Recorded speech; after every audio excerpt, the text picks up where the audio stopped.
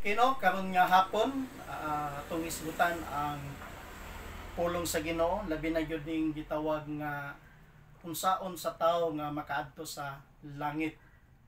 Ang pamaagi lang gyud nga ang tawo makaadto sa langit wala gyud lain, magbase lang gyud ta sa pulong sa Ginoo. Ang atong unang buhaton aron masabtan nato unsa ang kaluwasan, number 1, ato lang yung paminawon ang pulong sa Ginoo. Kay ingon pa dinhi sa Romans 10:17, so then faith cometh by hearing, and hearing by the word of God. Ang pagtuo magaabot pinaagi gyud sa pagpaminaw sa pulong sa Dios. Ikaduha nga atong isgutan no kaning ingon dinhi sa Mark 1:15, and seeing the time is fulfilled and the kingdom of God is at hand, repent ye and believe the gospel. No? Ang ikaduha nga itong isgutan kining the word repent.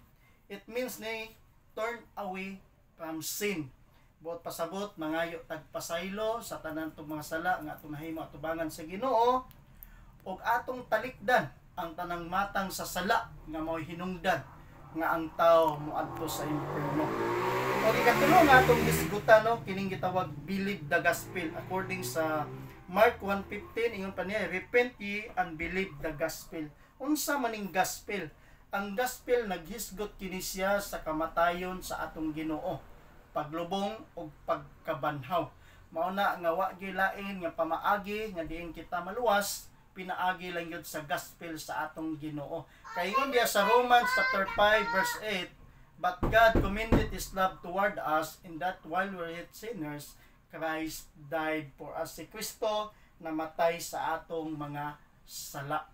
Mao na no sa Ephesians po chapter 2 verse 8 to 9, for by grace are you saved through faith, and that not of yourself, it is the gift of God. Bot pasabot ang kaluwasan gasa sa Dios ug dili pinaagi sa atong kaugalingon nga buhat aron walay bisan kinsa nga magapasigalbo. Kay ingon po diya sa John 3:16, for God so loved the world that He gave His only begotten Son, that whosoever believeth on Him shall not perish but have everlasting life.